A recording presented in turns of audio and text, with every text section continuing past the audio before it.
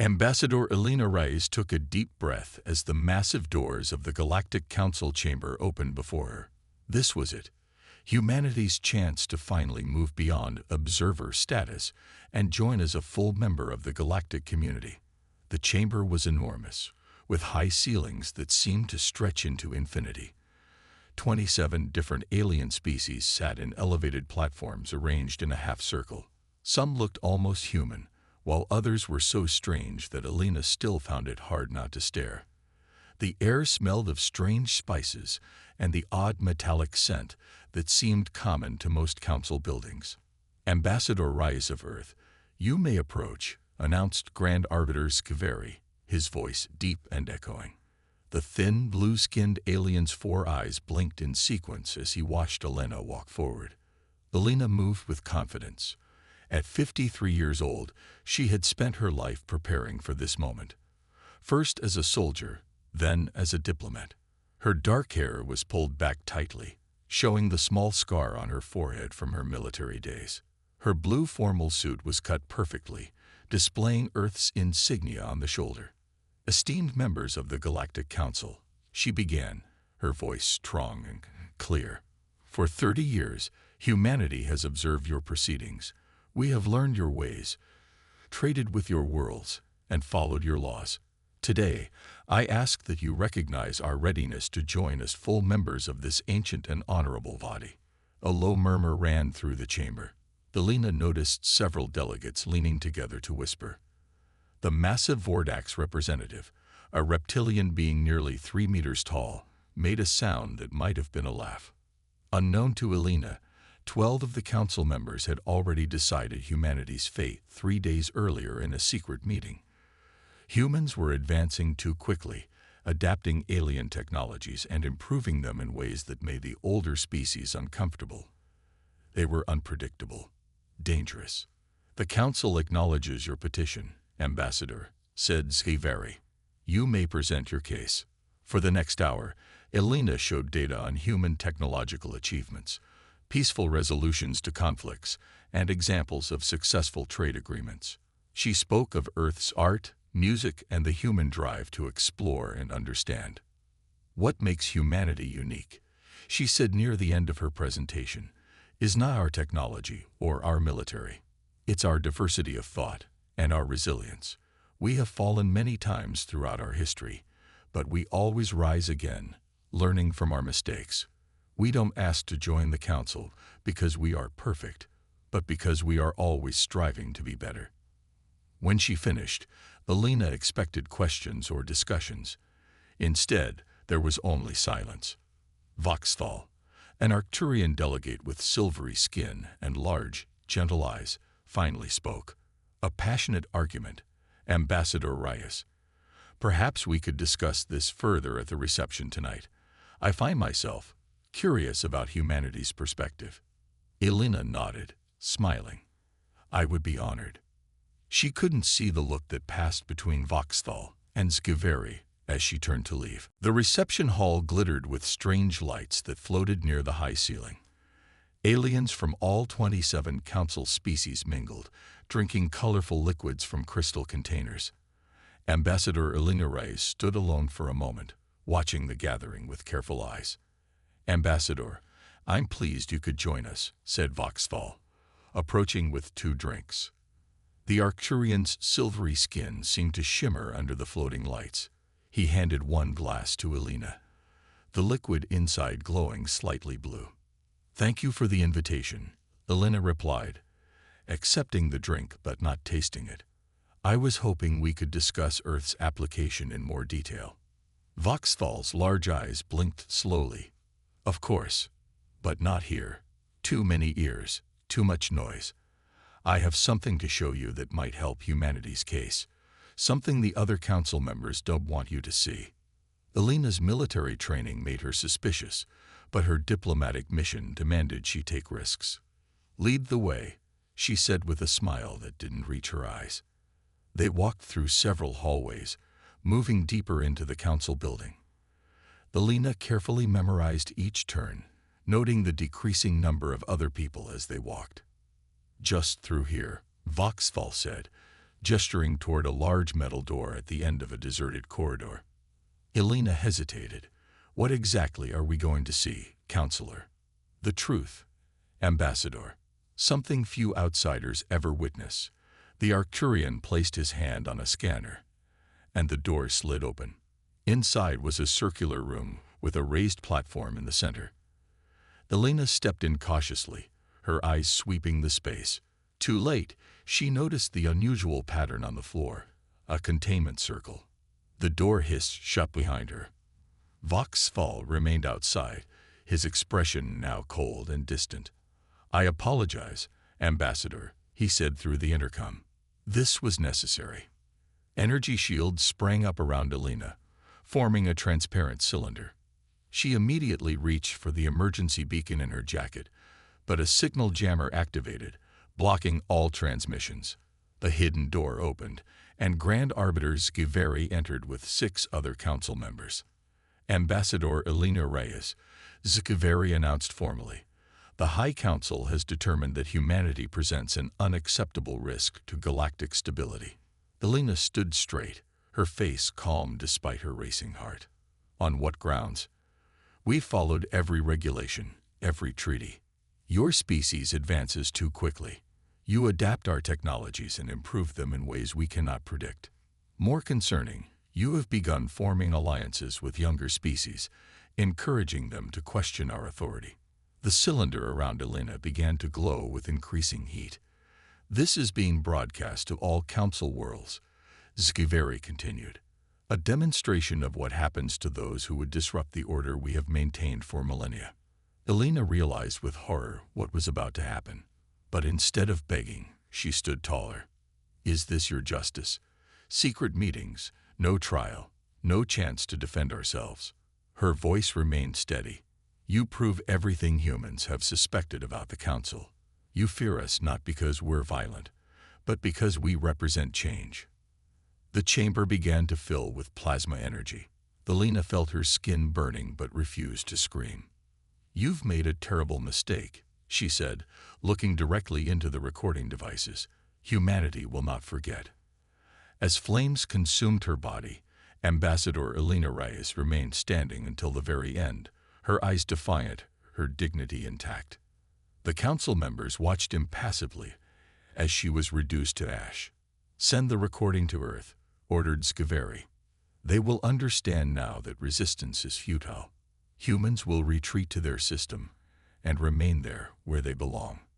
None of them noticed the small neural implant among Elena's ashes, still transmitting everything it had witnessed through quantum channels that no council technology could detect. The video of Ambassador Elena Reyes burning alive played on screens across Earth. In homes, offices, public squares, and military bases, humans watched in horrified silence as their diplomat died with dignity among the flames. President Adama Chen sat in the Situation Room, surrounded by grim-faced military leaders and government officials. The room was so quiet you could hear people breathing. The president's dark eyes were fixed on the screen even after the video ended, his hands folded tightly together. They thought this would frighten us, said General Maria Santos, breaking the silence. Her voice shook with barely controlled rage. They expected us to retreat, to beg for mercy. What are your recommendations? President Chen asked, his voice calm despite the fury in his eyes.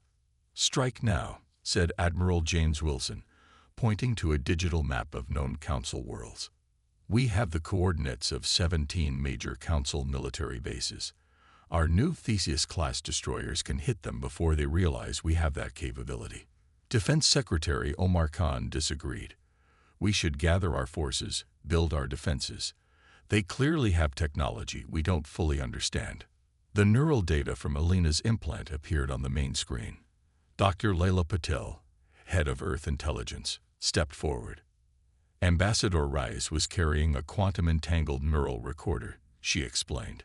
We have everything.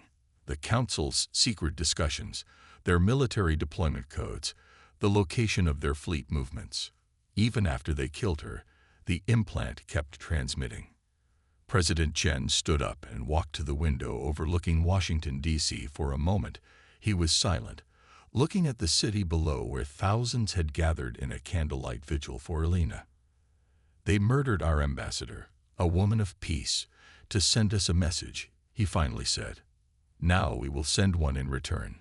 He turned back to face the room. "Activate Article 17. A shocked murmur ran through the assembled leaders. Article 17 of the Sol Accord had never been invoked before. Total war authorization. "Mr. President," Secretary Khan said carefully, "are you certain?" "This authorizes every military resource we have."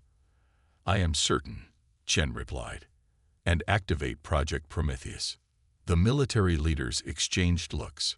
Project Prometheus had been developed in secret for 15 years, a weapon system so powerful that many had argued it should never be used. An hour later, President Chen addressed the United Nations of Earth from the Oval Office. Billions watched as he spoke. "Citizens of Earth, today we witnessed an act of barbarism that cannot go unanswered. Ambassador Elena Reyes was murdered by the Galactic Council, not because she threatened them with violence, but because she offered them friendship they did not deserve." His voice grew stronger as he continued. "We asked for respect and received atrocity. We sought peace and were given war." The president's words echoed across the planet, translated into hundreds of languages, but carrying the same message. As of this moment, by unanimous consent of Earth's nations, Article 17 is in effect.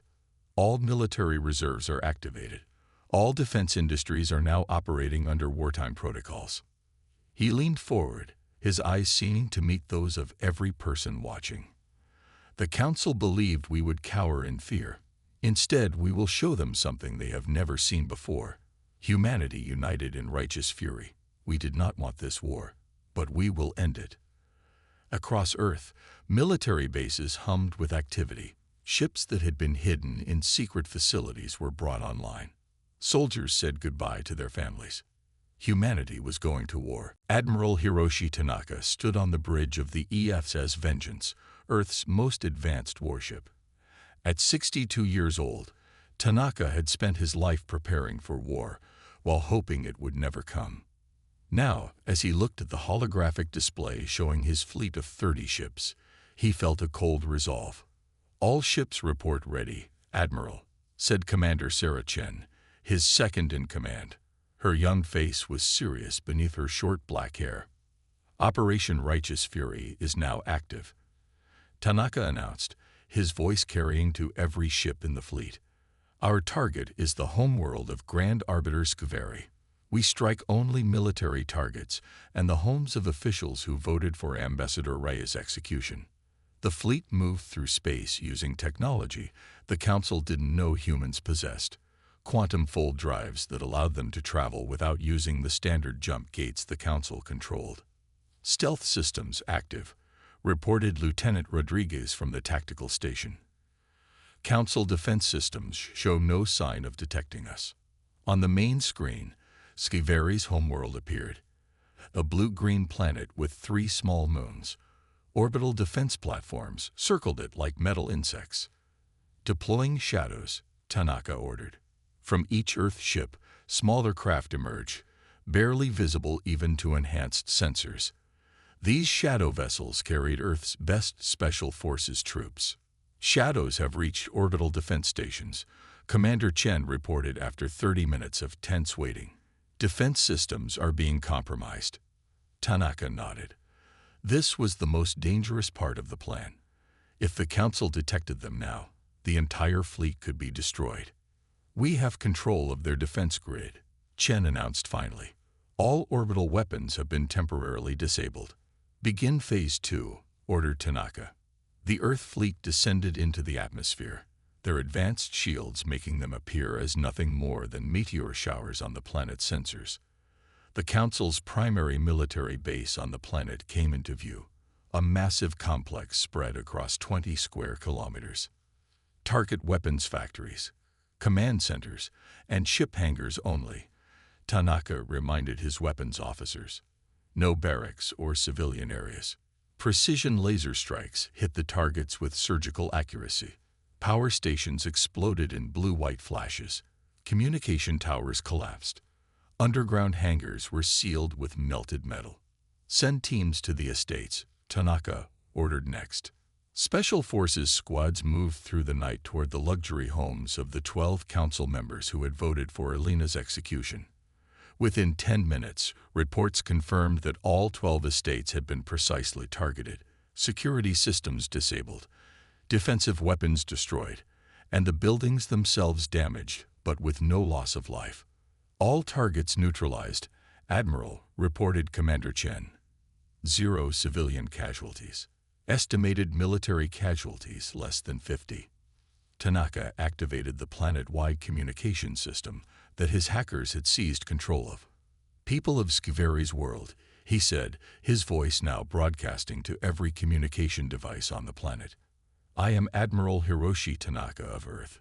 You witnessed your leaders murder our ambassador, Elena Reyes. Today, we have demonstrated our response. He paused, letting his words sink in. We could have targeted your civilians as you targeted our diplomat. Remember this restraint. It may not last. Tell your leaders, this is just the beginning. Humanity will have justice. The Earth fleet rose back into space, leaving a stunned planet behind them. Before the Council could respond, they were gone, folding back through quantum space. On the Galactic Council homeworld, emergency alarms blared as reports came in. Council members gathered in panic, many unable to believe what they were hearing. Impossible, Sciveri insisted. Humans don't have this technology. They don't have these capabilities. But the evidence was undeniable. Humanity had struck back with a precision and restraint that was, in many ways, more frightening than brutal destruction would have been. For the first time in centuries, the Galactic Council felt fear. The emergency meeting chamber of the Galactic Council buzzed with angry voices. Many council members had arrived still wearing sleek clothes, rushed from their beds by urgent alarms. The normally orderly room was in chaos. How did they bypass our defenses? Demanded Vorax of the Vordax Imperium, his scaled skin flushed dark red with rage. The massive reptilian being slammed his fist on the table. Humans should not have this technology. Grand Arbiter Sciveri stood at the center, trying to maintain order. His blue skin had turned pale, almost white with stress. The attack was precise and calculated, he said. They targeted only military installations and the homes of council members who, he paused, not wanting to finish the sentence, who voted to execute their ambassador, finished Ethlaya, a female representative of the Meridian species. Her large, silver eyes seemed to see through Sciveri's attempts to hide the truth. The Meridians were empaths, able to sense emotions across species. Yes, admitted Sciveri. They knew exactly who voted for the execution. Somehow they had this information. A murmur ran through the chamber. The vote had been conducted in absolute secrecy. No records were supposed to exist. I am withdrawing my people from the council, announced Elder Sorn of the Tellurians, rising from his seat. The ancient crystalline being glowed with soft purple light as he spoke. We abstained from the vote to execute Ambassador Reyes. We warned that this action was unjust. Now we will not stand with those who provoked this war. The Drift Collective also withdraws, said the representative of the cloud-like beings that floated near the ceiling. Humans have shown more honor in their revenge than the Council showed in its judgment. Sciveri watched in alarm as 7 more species announced their withdrawal. The Council, stable for thousands of years, was falling apart in a single day. We must strike back with full force. Vorax shouted. Destroy their colonies, blockade their homeworld. And start a war we might not win, asked Ethlaya quietly. All eyes turned to her. I have studied the humans since they first contacted us. We have catastrophically underestimated them. She walked to the central display and activated it, showing footage from the attack. Look at their precision. Look at their restraint. They could have killed thousands, but they chose not to. This was a message. Her voice grew stronger. And I believe there is something else we should consider. How did they know our secrets? An uncomfortable silence fell over the room. "We have detected unusual activity in our security systems," reported Security Chief Marvex. "It appears human infiltration programs have been in our networks for years." The shock was visible on every face. Their most secure systems, compromised for years. "So they know our fleet positions?" asked a council member. "They know our defensive codes?" asked another. "They know everything," said Ethlia simply. As the council argued about what to do next, a human intelligence agent named David Wong sat quietly in a maintenance shaft near the chamber. His advanced cloaking technology made him invisible to council sensors. He listened carefully to every word, transmitting everything back to Earth through quantum channels. The humans had indeed been watching and listening for years. Ambassador Reyes had known the risk she was taking. She had been part of a long-term plan to understand the council, a plan that no one expected would end with her execution. Now, as the council fell into disarray, humanity prepared its next move, and they had more surprises ready. On Earth, President Chen received Wang's transmission and nodded grimly. "Prepare Project Prometheus," he ordered. "It's time to show them what we're really capable of." Dr. Sanjay Kapoor stared at the massive device that filled the underground laboratory. Project Prometheus had been his life's work for 15 years, and he had prayed it would never be used. "Is it ready?" asked President Chen, who had flown to the secret facility beneath the Himalayas. The president looked tired, but determined as he stood beside the scientist. "Yes," Dr. Kapoor replied softly. His dark eyes reflected the blue glow of the quantum core. "But Mr. President, once we demonstrate this weapon, there's no going back. The galaxy will never be the same." The Prometheus device looked simple on the outside. A silver sphere 3 meters across, covered in complex patterns. But inside was humanity's most advanced technology. Quantum-entangled gravity manipulators that could affect star systems from vast distances. "The Council fleet is gathering for an assault on our Proxima Centauri colony," said General Santos, studying the holographic display. "Over 200 ships. They plan to make an example of our largest off-world settlement." President Chen nodded gravely. "How many civilians on Proxima?" 8 million, replied the general. "Evacuation is impossible in the time we have." The president turned back to Dr. Kapoor. "Can you target just the fleet without harming the nearby star?" Kapoor nodded. "We can create a precisely controlled solar flare that will disable their ships without destroying them. It would demonstrate our power without causing mass casualties." "Make it happen," ordered Chen. The scientist approached the control panel, his hands trembling slightly. He entered a complex sequence of commands. "Targeting the Proxima Centauri star. Coordinates locked," he reported. "Quantum entanglement established. Ready to initiate on your command." President Chen took a deep breath. "This is not a decision I make lightly, Dr. Kapoor. Show them what we could do, not what we will do." "Initiating now," said Kapoor, pressing his palm against the final authorization scanner. The Prometheus device hummed to life, the patterns on its surface glowing brighter. Energy readings spiked on the monitors. 5 light-years away, near the human colony of Proxima Centauri, the Council fleet moved into attack formation. On the command ship, Admiral Jexnar was preparing to launch the first wave of fighters when alarms suddenly blared. "Energy surge detected in the star," shouted his science officer in panic. The star they were orbiting suddenly released a massive controlled flare, unlike anything they had seen before. The energy wave washed over the fleet, disabling propulsion and weapon systems, but leaving life support intact. 200 ships now floated helplessly in space, completely at the mercy of any human counterattack. But no attack came. Instead, a message played on every ship's communication system. President Chen's face appeared on screens throughout the fleet. "This was a demonstration," he said calmly. "We could have destroyed your fleet completely. We could have collapsed your star. Instead, we chose restraint." He leaned forward, his expression intensifying.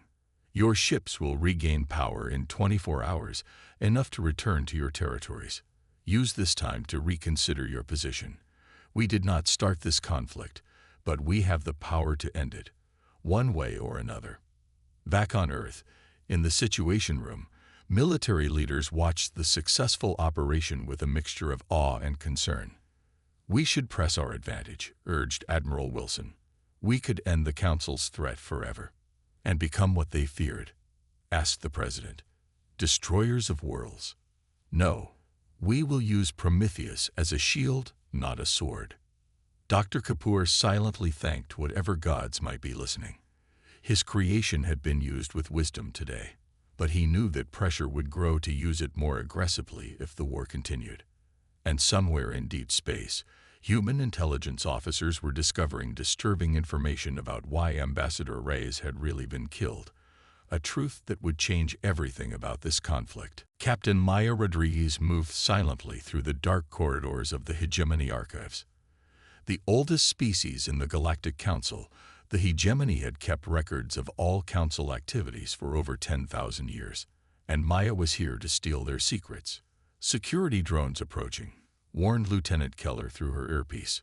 He was monitoring the facility's systems from their cloaked ship in orbit. 2 minutes until they reach your position." Maya's stealth suit adjusted to match the shadows around her. At 35, she was Earth's best infiltration specialist, with dark hair cut short and eyes that missed nothing. She had trained for missions like this her entire career. "Almost there," she whispered, approaching the central data core, a massive crystal structure pulsing with blue-green light.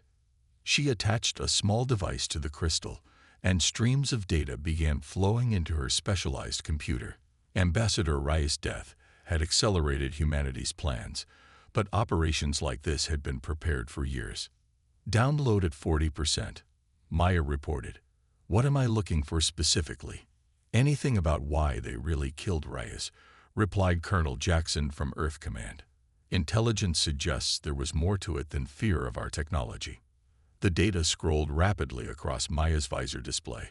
Suddenly, she stopped on a file labeled Species Integration Threat Assessment. "I think I found something," she said, opening the file. What she read made her blood run cold. The Council's oldest members hadn't feared humans for their weapons or their unpredictability. They feared humans because of their unique ability to build relationships with other species. These reports show that 15 younger Council species have been communicating privately with Earth, Maya said as she continued reading. They saw humans as potential mediators in disputes with the founding races. The data revealed more. The Hegemony and 4 other ancient species had controlled the Council for millennia, using their power to keep younger civilizations dependent on them. Humans were offering an alternative, genuine cooperation without the hierarchical control. Ambassador Reyes was specifically targeted because she was building a coalition, Maya realized. Her execution wasn't meant to scare us. It was meant to warn the other species not to ally with us. "Security breach detected." Keller's urgent voice came through her earpiece. "Multiple guards converging on your location." Maya downloaded the last critical files just as the first energy blast hit the wall near her head. She took cover behind a data column, drawing her sidearm. "Team, I'm sending the data now," she said, initiating the quantum transmission to Earth. "Make sure this gets to the President." 6 Hegemony guards entered the archive chamber, their crystalline bodies glowing with power. Maya fired her weapon, hitting one guard who shattered into fragments. "Human intruder," announced their leader. "Capture for interrogation." Maya fought her way toward the exit, but an energy net caught her left leg, sending her crashing to the floor. Pain shot through her body as the net began to constrict. "Data transmission complete," she gasped, a small smile on her face despite the pain. The guards surrounded her as blood seeped from a wound in her side. The lead guard approached, his crystalline face emotionless. "You will tell us what you have learned," he said. Maya looked up defiantly. "I don't think so." As the guards prepared to take her away, she activated her emergency beacon.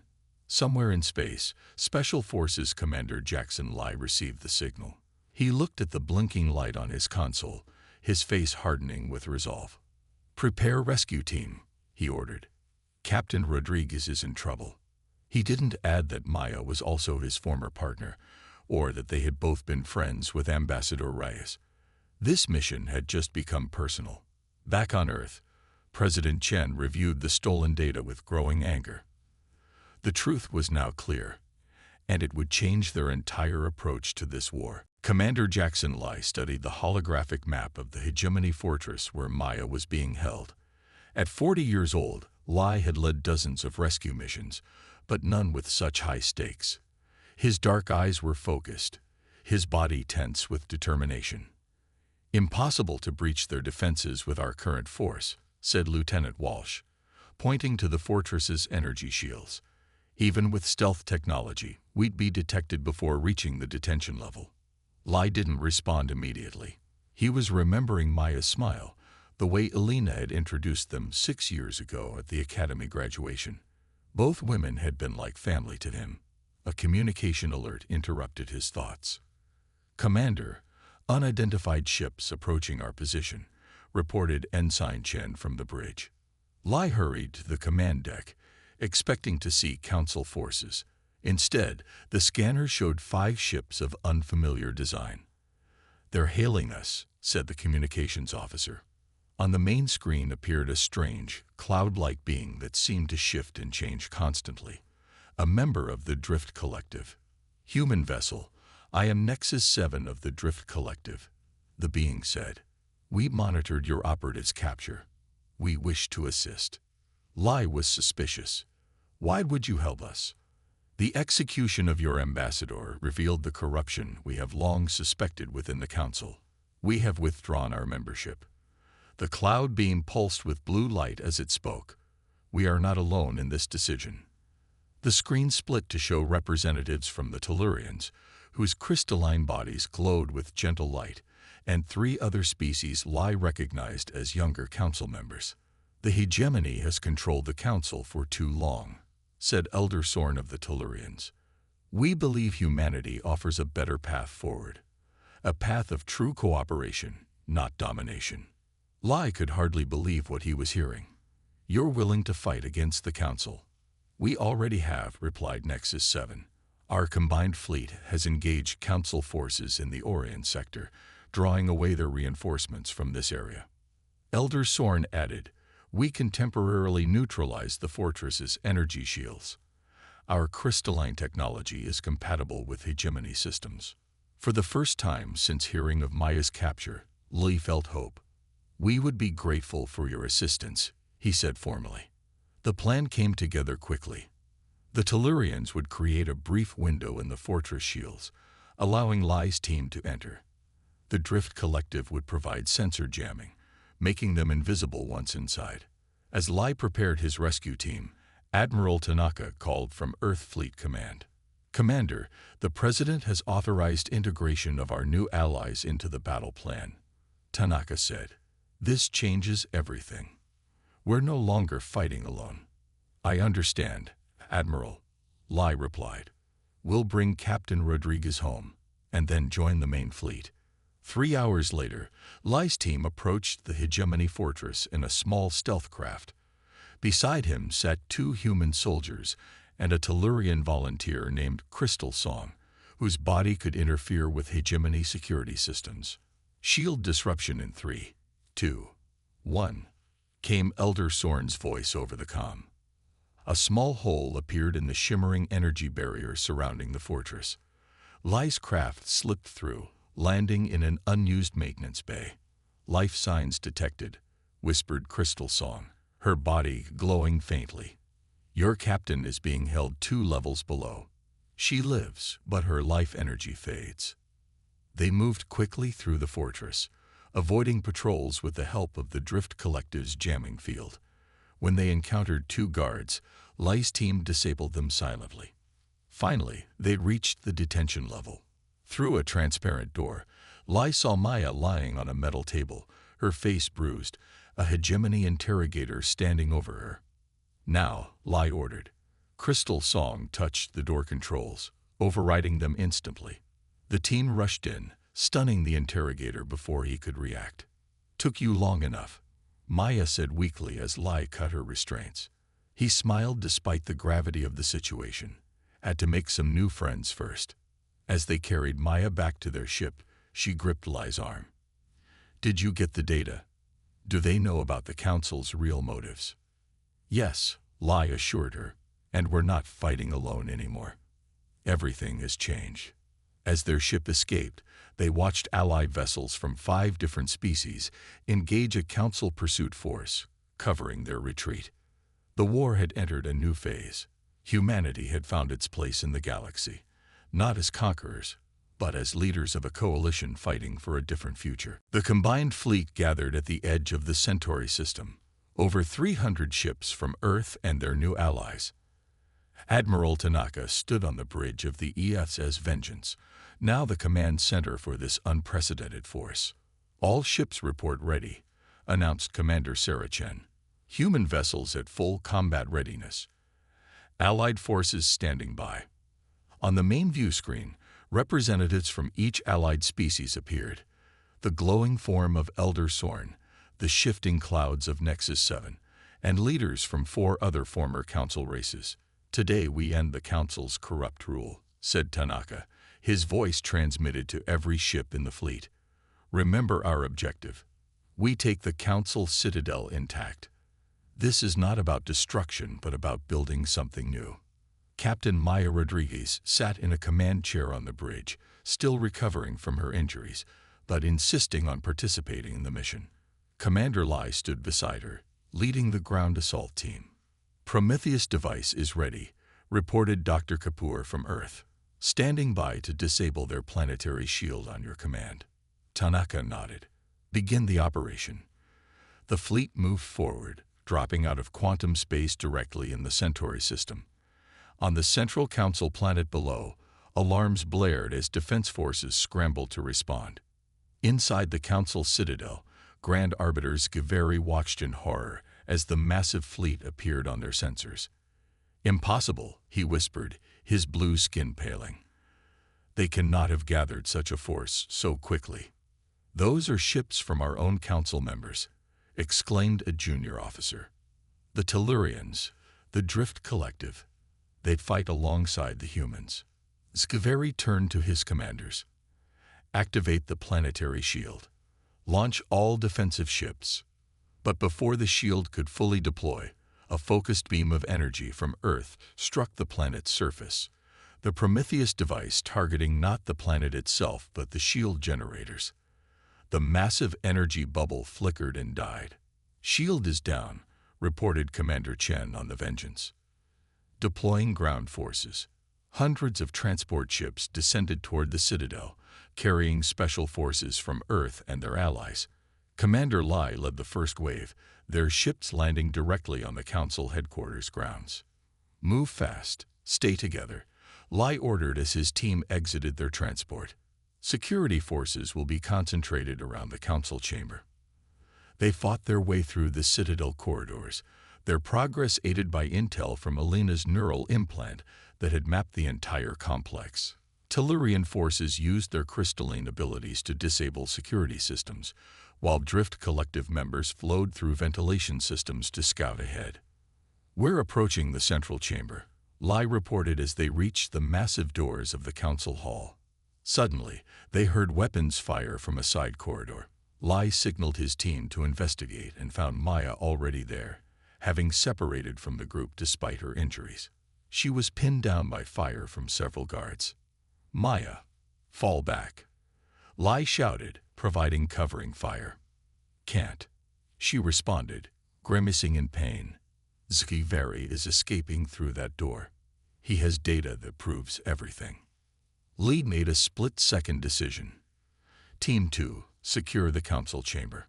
Maya, you're with me." They pursued Scifi through the service corridors, finally cornering him in a small communications room. The Grand Arbiter was frantically trying to delete files from the central computer.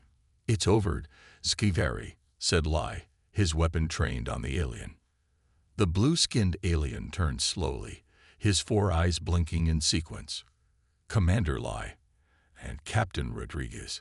How appropriate. You knew who we were, asked Maya. Of course, just as we knew about Elena Reyes. You 3 were always together at the academy. The perfect team. Sciveri's voice was surprisingly calm.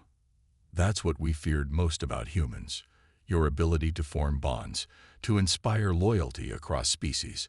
Too unpredictable, too disruptive to our order. Lee kept his weapon steady, the order you maintain through lies and control. Order is necessary, Sciveri suddenly shouted, revealing his true feelings. Without our guidance, the younger races would destroy themselves. Chaos would reign. You mean without your control, you couldn't exploit them? Maya countered. Sciveri reached for a hidden weapon. Lai saw the movement and fired a warning shot.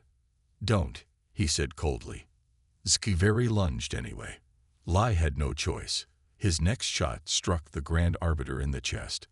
As Sciveri fell, Lai knelt beside him. Elena believed we could all be better, Lai said quietly. You proved her right about everything except that. Outside, the sound of fighting died down as the Allied forces secured the citadel. A new chapter in galactic history had begun. 6 months after the Battle of Centauri Prime, representatives from over 40 species gathered in the newly constructed Unity Hall in Geneva, Earth. The massive room featured architecture that incorporated elements from each member species, crystalline pillars from the Tellurians, mist gardens for the Drift Collective, and many others, all surrounding a circular table with equal seats for all. President Adama Chen stood at the center, looking older but satisfied. The war had ended more quickly than anyone expected once the council leadership fell. Most species had gladly joined the new alliance once the hegemony's manipulation was exposed. Today, we signed the Reyes Accords, Chen announced to the gathered delegates, named for the woman whose sacrifice brought us together. Maya Rodriguez sat in the Earth delegation, fully recovered from her injuries. Beside her, Commander Lai and Admiral Tanaka represented Earth's military. Dr. Kapoor was there too, no longer burdened by the weight of the Prometheus weapon, which was now under the control of a multi-species oversight committee. The old council ruled through fear and division, continued Chen. The interstellar union we create today will be different. No species shall have power over another. All voices will be heard equally. Elder Sorn of the Tellurians rose to speak next, his crystalline form catching the sunlight. For 10,000 years, we followed the hegemony's leadership. We believed their lies that order could only come through control. Humanity showed us another way. Nexus 7 floated forward, the cloud-like being pulsing with colors of approval. Humans were feared because they build bridges where others build walls. They find strength in diversity where the old council saw only threat. These are the qualities that will guide our new union. One by one, representatives signed the Reyes Accords. Each used their own cultural method, some with written signatures, others with genetic markers, crystal imprints, or energy patterns. When all had signed, President Chen stepped forward again. There is one more thing we must do today. At his signal, a section of the wall parted to reveal a memorial statue of Ambassador Elena Reyes. She stood with her hand extended in friendship, her expression both kind and determined. At the base were inscribed her final words, "You've made a terrible mistake. Humanity will not forget." But now a new line had been added. Humanity remembered, and in remembering, created something better. Maya wiped away a tear as she looked at the face of her friend. Lai placed a hand on her shoulder, his own eyes wet with emotion. She would be proud, he said quietly. This is what she always wanted. After the ceremony, Dr. Kapoor stood alone in the memorial garden outside Unity Hall. The Prometheus device had been modified, its destructive potential transformed into a power source for the new Union headquarters. Admiral Tanaka joined him, watching alien children playing with human children near a fountain. Young Tellurians grew crystal flowers for their playmates, while small cloud beings from the Drift Collective created gentle whirlwinds that lifted fallen leaves. We could have destroyed them all, Tanaka said thoughtfully. We had the power. But that wouldn't have been human, replied Kapoor. Not really. No, agreed the Admiral. Our real strength was never in our weapons. In a quiet corner of the garden, President Chen met with the representatives who had once been his enemies. There were still tensions to resolve, trust to rebuild. But as they spoke together under Earth's sun, finding compromises and shared goals, they demonstrated the very quality that had made humanity so dangerous to the old order, and so essential to the new one. The ability to bring others together, to find unity in diversity, to rise from tragedy and create something better. In her final moment of defiance, Ambassador Elena Reyes had said humanity would not forget. She was right. They hadn't forgotten. They had remembered, learned, and grown. And in doing so, they had changed the galaxy forever.